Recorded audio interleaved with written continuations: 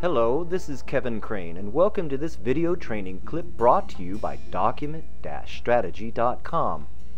This time around, we're going to be looking at ways to sell and justify your document strategy using net present value and internal rate of return. NPV and IRR are important tools to justify your strategy and give you the ability to speak the language of financial decision makers.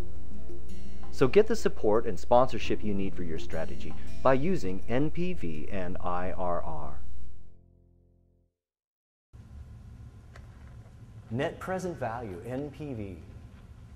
This is a common financial vehicle that decision makers use. Accountants are familiar with net present value. If all you take away from this whole discussion about net present value and so forth is that they exist, then that's great.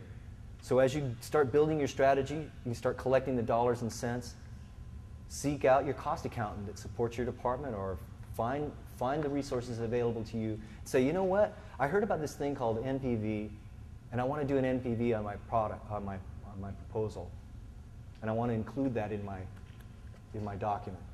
And they'll help you out. There's people, usually there's people assigned to do that kind of thing. Net present value is the future benefits and costs of your proposal today in today's value.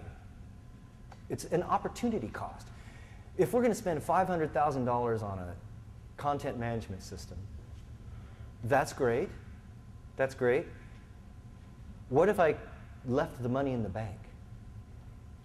Are you going to make me more money, or would I just be better off to kind of suffer over here and keep the money in the bank? If I'm an owner of a company, I want to make money. Right? So it may be tempting to do nothing. Not only are we competing against all the other projects on the plate that our company has available to us, my project, your project, but also there's the specter of doing nothing. What is the opportunity cost? So a net present value really drives us to understanding that opportunity and whether the strategy makes sense.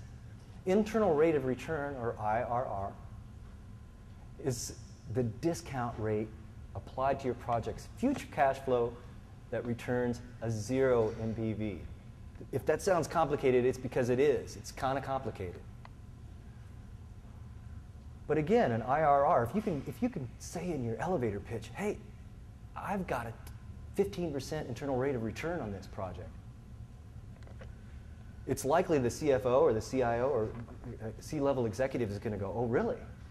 Let's hear some more about that. Because if I have an NPV of 0 or higher, that means that it's beneficial to my organization.